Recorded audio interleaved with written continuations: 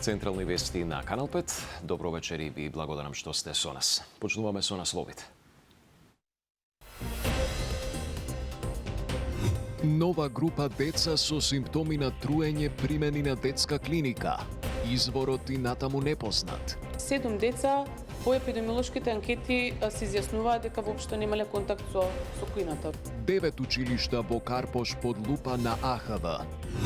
Мицкоски предупредува. 70% од пензионерите од следниот месец со помали пензии, поради иницијативата на Кацарска.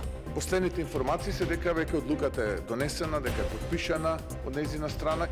Уставен демантира. Одлуката допрва ќе се носи. ЕСМ испорача 5% повисока цена за струја од сегашната. Конечната ќе се знае до крајот на декември. Свлечиште демне цела населба на водно. Надлежните на иден состанок во ЦУК. Има одредено излизгување на земјиште, пријавено од страна на граѓани до мене.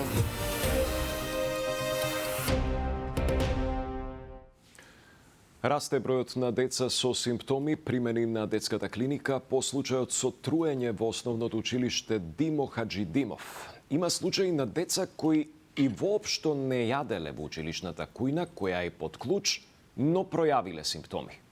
Случајот го вклучи алармот и во Агенцијата за храна и ветеринарство, која спроведе вонредни инспекциски надзори во сите 9 основни училишта во Карпош. Мирјана Мирчевска-Јовановиќ. 3 нови деца од училиштето Димо Хаџидимов биле примени на болничко лекување синоќа во клиниката за детски болести. Децата биле со стомачна болка, повраќање, диареја и покачена температура. Вкупно на клиниката се лекуваат 5 деца. Сите се со стабилна здравствена состојба.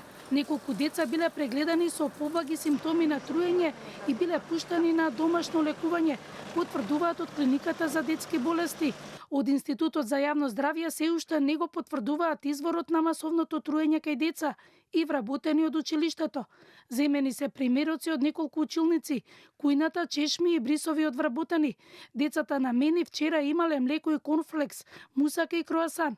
Засека има потврда од една чешма која се испитувала и покажувало дека водата од таа чешма е исправна. Дополнително побаравме да ни се достави материјал за испитување од децата кои што се на оваа клиника, да ни се достават материјали каде што ќе можеме да исклучиме присуство на одредени вируси и паразити и воедно да ни се достави материјал од децата за копрокултура. 7 деца по епидемиолошките анкети се изјаснуваат дека воопшто немале контакт со кујната во училиштата. И овие 20 пријави се само од деца. Имаме телефонски дојави уште од 4 професори, 4 учители од тоа училиште, но немаме се уште официјална пријава од нивна страна, ги очекувам. Денеска во училиштето имаше ученици од предметна настава. Помалите ученици не дојдоа на настава, а кујната во училиштето ја затвори вчера ДСЗИ со препорака за дезинфекција и деретизација. Градоначалникот на општина Карпош објасни дека службите ја вршат работата и засега имал потврда од училиштето дека нема нови ученици пријавени со симптоми. Имаме околу 30 на дечиња со симптоми, што интересно имаме и меѓу нив имаме деца кои не користат храна. Имаме симптоми кај повозрастните, јас сум 2 дена со некои слични симптоми, така да не се злоупотребува ситуацијата. Од АХВ потврдија дека ги чекаат земените резултати, кои ги направиле од вонредни инспекциски надзори во кујните во 9 училишта во општина Карпош.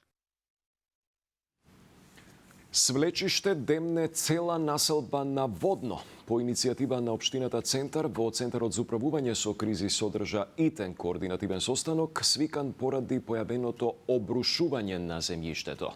Се бара владата да интервенира на приватен имот. Маја Стојановска. Лискање на дел од земјиштето на падините на водно. помеѓу улиците Белградска и Партенија Зографски. Беше причина за итен координативен состанок меѓу директорот на Центарот за управување со кризи Мухамет Али и градоначалникот на општина Центар Горан Герасимовски. Жителите на овој дел од Водно велат дека со години се соочуваат со постепено свлекување на земјиштето по дворовите и стравуваат за нивната безбедност. Зад камерата на Канал 5 жителка сведочи дека нејзината куќа е во континуиран ризик поради подземните води кои циркулираат таму, но и затоа што земјиштето пропаѓа при секои пообилни врнежи. Таа додава дека и покрај нивните барања за изградба на потпорен зид, институционална реакција досега немало. Стравуваат дека ако нешто не се направи, многу брзо може да има и материјална штета. Од она што може да го забележиме на терен, земјиштето кое што се лизга е практично дел од самите дворови на дел од жителите овде. Меѓутоа во близина има и стамбени згради, деловни објекти, инфраструктура и патишта. Она што ги загрижува граѓаните е тоа дека може да предизвика дополнителен проблем, иако засега нема никакви штети. Токму за реалната опасност и ризикот на жителите кои живеат во непосредна близина на критичниот потек се разговарало на итниот координативен состанок. Од ЦУГ велат дека се договориле да се изработи ургентен план за стабилизирање на зоната, кој ќе опфати геомеханички испитувања, зајакнување на косината со потпорни конструкции каде е возможно, уредување на одводните канали и дренажните системи, како и привремени технички мерки за намалување на ризикот од ново лизгање. Сите заклучоци од состанокот ќе бидат испратени и до владата. Проблемот кој што се создаде изминативе неколку дена, но проблем кој што е долгогодишен во општина Центар. Има одредено излизгување на земјиште, пријавено од страна на граѓани до мене во понеделникот, благовремено нашите инспекциски служби излегоа на терен. Во близина на критичното место се наоѓа потпорниот зид кај детската клиника, кој при слични временски услови пред година и половина попушти и се урна. Тогашниот директор на ЦУГ Стојан Чангелов кажа дека под улицата Белградска постои систем од шахти и подземни води, што дополнително нарушуваат стабилноста на зидот. Потпорниот зид кај детската клиника се уште не е саниран. Поскапа струја за 5%. ЕСМ ја испорача новата цена, односно 65 евра за мегават час. Сега Евана ќе прави пресметка колку ќе чини струјата во однос на 4 блок тарифи. Конечната цена, што ќе ја плаќаат граѓаните од 1 јануари, ќе се знае до крајот на годината. Сандра Спазовска. 65 евра за мегават час е новата цена на струјата која државни електрани како единствени понудувачи ја дале на тендерот на Евана Хоум. Оваа цена е за 3 евра или за речиси 5% повисока од сегашната. За прв пат повикот се однесува на целата престојна 2026 година, а не за 6 месеци како што беше случај досега, а ЕСМ ќе треба да покрие 100% од потребите. Оваа цена е повисока за 4,84% од претходната која беше добиена на последниот тендер на универзалниот снабдувач јуни-декември 2025, кога АД-ЕСМ понуди купопродажна цена од 62 евра за мегават. Под комплетен надзор на регулаторната комисија за енергетика и согласно законските обврски и претходно утврдената методологија, во наредниот период Евана Хоум ќе ја пресметта цената на електричната енергија по однапред утврдени влезни параметри. Соопштија од Евана Хоум, а новата цена на струјата ќе важи од 1 јануари. За да се избегне ценовен шок за граѓаните, од владата посочија дека продолжуваат со субвенционирање на цената на струјата за домаќинствата. Бидете сигурни дека водиме грижа за стандардот на граѓаните и продолжуваме и понатаму да ја субвенционираме електричната енергија за сите оние кои што ја добиваат на регулираниот пазар, тоа се домаќинствата. До крајот на месецов и регулаторите треба да ја донесат новата цена за пренос и дистрибуција, ставка која е дел од сметките за електрична енергија. Во овој дел од регулаторната комисија за енергетика уверуваат дека нема да има промени. Велат остануваат на ставот дека компаниите мора да работат одговорно и рационално во рамки на она што го имаат. Во истиот период се очекува да се донесе и одлука за цената на парното. Повеќе од 70% од пензионерите од следниот месец ќе добиваат помали пензии, предупреди премиерот Христијан Мицкоски. Одговарајќи на пратеничко прашање, тој потенцира дека судиката Кацарска веќе ја имала подпишана одлуката за укинување на линарното зголемување на пензиите. Од Уставниот суд негираат. Конечната одлука се уште не била донесена. Јана Јосифовска. Уставната судика Кацарска веќе ја потпишала одлуката за укинување на линарното зголемување на пензиите, кажа премиерот Христијан Мицкоски на денешната собраниска седница за пратенички прашања. Според него, со ваквата одлука ќе се нанесе неправда на пензионерите, а над 70% од нив, како што рече, ќе земаат помала пензија. Целта на линарното зголемување беше да се зголеми стандардот на пензионерите и на тој начин да се намали степенот на сиромаштија, нагласи Мицкоски. Последните информации се дека веќе одлуката е донесена, дека е потпишана од нејзина страна и дека пензионерите веќе нема да добиваат линеарно зголемување на пензиите, туку согласно процентите утврдени по законот кој што претходно важеше. И тоа само за информација, подразбира дека 70% од пензионерите ќе добиваат помала пензија од следниот месец. Поради оваа иницијатива на оваа судика, која што е дел од Уставниот суд. Реагираа од Уставниот суд. Преку соопштение велат дека конечна одлука за последното линарно зголемување на пензиите од 2000 денари не е донесена. Во тек е втората фаза од постапката, во која се бараат мислења од доносителот и од предлагачите на законот, пошто ќе следува конечна одлука. Јавноста ќе биде известена кога овој предмет ќе биде ставен на седница за гласање, велат од Уставен.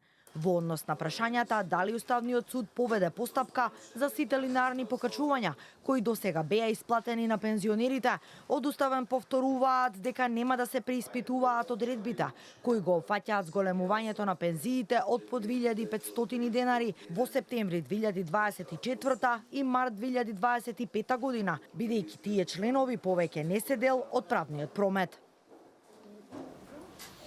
И иницијативата на опозицијата и она на власта за формирање анкетна комисија за Кочани влегоа во собраниска процедура. СДСМ и Левица ја поднесоа коригираната иницијатива, која што спикерот Гаши им ја врати на доработка пред 3 дена.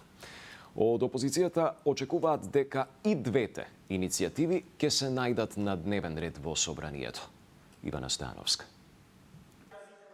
Двете иницијативи за формирање анкетна комисија поднесени од опозицијата и од власта. Едната само за трагедијата во Кочани, а другата и за случаите Дурмотурс, Беса Транс и модуларната во Тетово, влегуваат во собраниска процедура. Откако еднаш ја отфрли како неделовничка, а СДСМ и Левица ја коригираа, овој пат собранието ја одобрило иницијативата како деловнички уредна и сега и двете се доставени на разгледување до пратениците, информираат за Канал 5 од собраниските служби.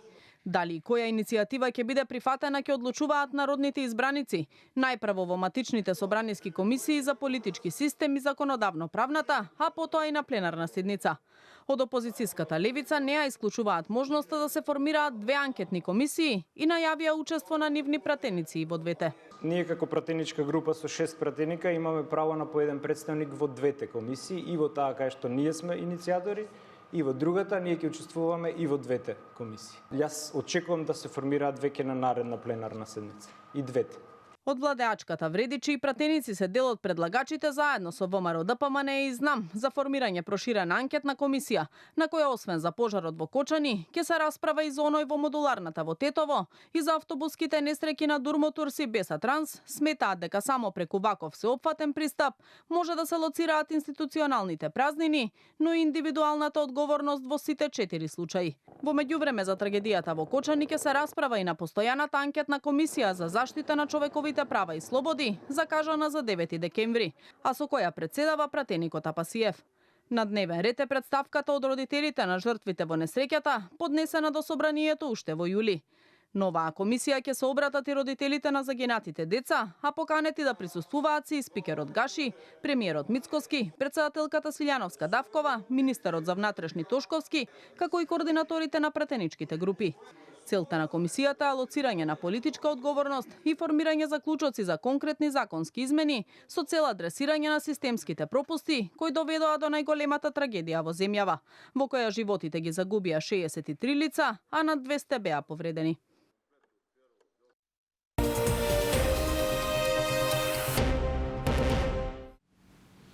Дури 10 сообраќајни несреќи се случиле во Скопје во последното денонокие. Од нив 5 мина биле прегазени пешаци. Итната медицинска помош алармира за зголемен број сообраќајки, а како една од причините ги наведува дождот и влажните коловоси. Јордан Цветановски. Во Скопје за 24 часа прегазени биле 5 пешаци, а 4 од нив на пешачки премин. За загрижувачката бројка алармираше и брзата помош, со апел на крајна внимателност и кај возачите, но и кај пешаците, особено во овој период од годината, кога има и постојани и обилни врнежи. Вчерашната денска смена и ноќна смена за 24 часа имало 8 сообраќајки, од кои 5 со прегазени пешаци. Бројката е алармантна за 24 часа да има 10 сообраќајки и тоа повеќе со пешаци, удрени пешаци. Значи треба повнимателник. Сигурно малце и временските услови повлијаат на возењето. Последниот несреќен случај беше вчера вечер, кога маж на 51 годишна возраст беше прегазен на пешачкиот премин кај гимназијата Јосип Броз Тито. Од возило марка Hyundai со скопски регистарски таблички. Пешакот се здобил со тешки повреди на главата, пошто бил подложен на итна операција во ургентниот центар. Како што информираа од МВР, за случајот бил известен јавен обвинител, а по целосно документирање ќе биде поднесена соодветна пријава за несреќата. Со тешки телесни повреди се здобил човекот кој синоќ беше прегазен во близина на гимназијата Јосип Броз Тито на пешачки премин. На истиот тој пешачки премин пред 3 недели беше прегазена и една жена. Дел од граѓаните велат дека низ градот се вози брзо. Сепак алармираат на внимателност од сите учесници во сообраќајот. Овде отворено е. Нема да речам нешто невидливо, така да треба да се пази само. Се гледа од сите страни, да е кривина, да е нешто. Можеби и луѓето малце побрзо. А да, брате. Па многу често ја зарам тука, пошто пешки сака да прошетам, така да досега не ми се случило да не ми застана. Тоа морам да ви кажам. Али сум забележал на други пешачки и не само на пешачки, него и на црвено возилата летаат. За честените сообраќајни несреќи, во кои учесници често се и пешаци, се очекува да се намалат со функционирањето на системот Безбеден град, кој ќе почне да се имплементира од почетокот на следната година. Со присуство на роднини на обвинетите кои пристигнаа од Турција. Во Штип почна судењето за 5 турски државјани обвинети за свирепото убиство на Енес Оздемир, кое се случи пред половина година во угостителски објект. Прво обвинет е 21-годишниот Карим Кара, кој се сомничи како директен извршител на убиството. Михајло Видимлиски. Петмината обвинети турски државјани негираат вина за убиството на 21-годишниот студент Енес Оздемир, исто така турски државјанин, кој се случи на 8 мај годинава во Кафуле во центарот на Штип. Судскиот процес почна денеска во Штипскиот основен суд, каде под засилено полициско присуство обвинетите беа спроведени од притвор. Обвинителството тврди дека се работи за организирано убиство, а прво обвинетиот извршител бил со непријавен престој во земјава и поседувал оружје без дозвола, додека во Турција веќе бил осудуван за убиство. Преку мобилни апликации се договорил со оштетениот на 8 мај да се сретнат во кафе-бар во центарот на Штип. Седнале на една од масите во аголот од летната тераса на кафе-барот и разговарале околу 15 минути. Во еден момент обвинетиот отишол до тоалетот и веднаш се вратил, го извадил пиштолот и започнал да пука кон оштетениот, нанесувајќи му 6 огноострелни повреди од кои починал. Беше наведено во обвинението. Прво обвинетиот Кадир Кар негираше вина, а неговиот адвокат тврди дека обвинението е неосновано и побара преквалификација на кривичното дело. Одбраната поседува доволно докази, сериозни докази, од кои можеме да утврдиме дека вината во овој случај не е на товар на обвинетите, туку вината е на товар на другата страна, поточно на оштетената страна, кои насилно сакаат да изнудат одредени ситуации кои во текот на идната постапка ќе видите и ќе се утврди вистината каде и како и на кој начин било извршено убиството и на кој начин помагачите не биле дел од сето тоа.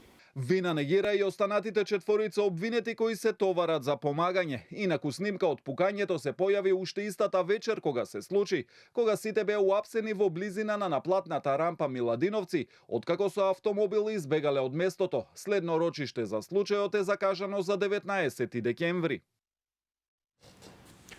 Аце Боцевски, познат како Аце Циганот, кој речиси 3 децении беше баран со европска потерница за убиство во Скопје, нема да биде екстрадиран во Македонија.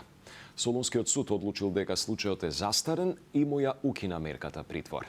Тој доби 15 години затвор за убиство среде Белден на 37 годишен скопјанец, пошто побегна во Грција.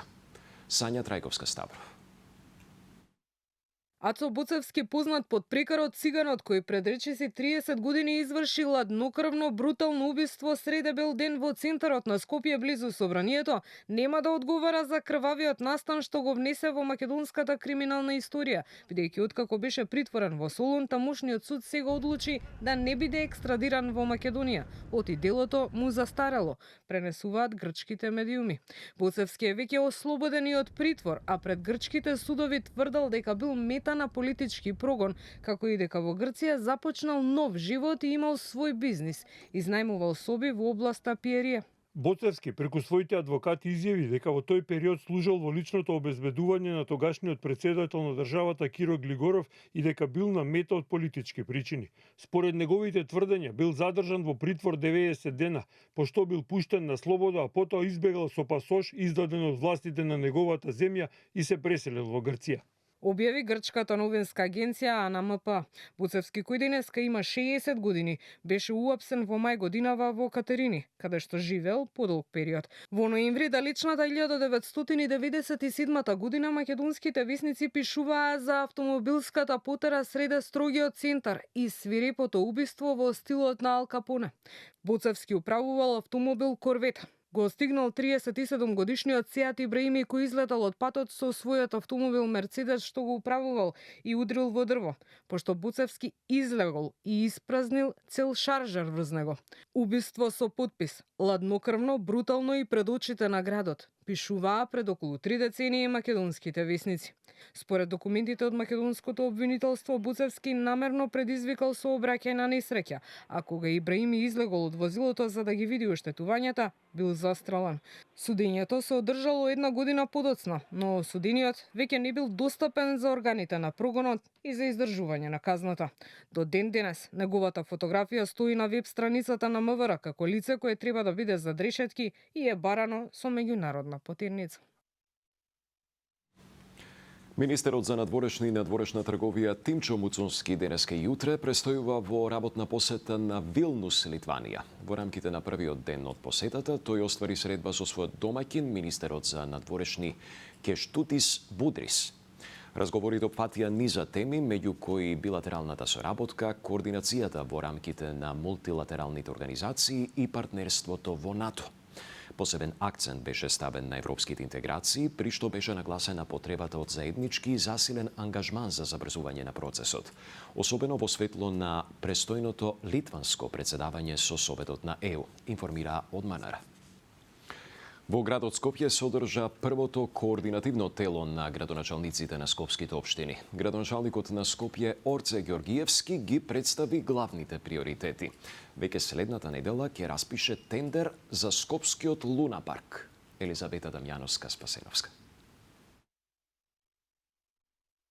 Во текот на следната недела ќе биде распишана тендерската постапка за изградба на нов Луна парк, информираше денеска градоначалникот на град Скопје Орце Ѓоргиевски на првата средба на координативното тело на скопските градоначалници, одржана по пауза од 3 години. Додека пак за подземната сообраќајница кај Лимак и за кружниот тек во Ѓурче Петров, како што рече Ѓоргиевски, веќе се започнати тендерските постапки. Но и најголем дел од моите колеги, децата наши порасна, децата ваши порасна, децата на Скопје порасна, неколку генерации без да имаат таква можност, го должиме тоа на нашите сограѓани. Ако не го направиле тоа претходните генерации, ние сме генерацијата која што треба да го направи тоа. Јас верувам дека онака како што ветив, до јуни. Градоначалникот најави и дополнување на сообраќајниот проект за БРТ, во кој ќе бидат опфатени и населбите Радишани и Драчево, со цел сите граѓани да го користат овој вид превоз. Како што рече, процедурата за овој проект е веќе откочена. Не е доволно ние само да го направиме проектот да биде функционален во централното градско подрачје. Ние треба за сите граѓани да овозможиме услуга соодветна каква што треба. Тоа е сериозно добар проект и веќе ја откочивме процедурата. Јас имав низа состаноци изминатиот период поврзани со таа тема и со представници од владата. Веќе помина информација во влада каде што го одблокиравме целиот процес. Ќе следи во наредниот период и после координации со советниците нова одлука на советот која што ќе треба да ја донесеме и практично да влеземе во фаза да од наредната година со Господ напред се надевам дека ќе ја распишеме и постапката и конечно да го започнеме да го реализираме тој проект. Георгиевски рече дека ќе побара измени во законот со кои и градот ќе добие градежна инспекција за, како што рече, да може да им застане на патот на дивоградбите. Најави субвенции за загревање на домакинствата, а веќе се разговара и со топлификација за проширување на мрежата на затоплување. За решавање на проблемот со отпадот ставени се во функција дополнителен број на камиони за собирање отпад, со што, како што информираше Георгиевски, од 16 камиони. Сега бројот на функционални камиони е над 50, во однос на дочекот на новата година. Тој најави достоинствена вечер на градскиот плоштад, каде граѓаните ќе ги забавува Каролина Гочева. Само интервју на Александар Николовски во продолжение на Канал 5. Со вас за кратко е Гоце Михајловски. Пријатна вечер.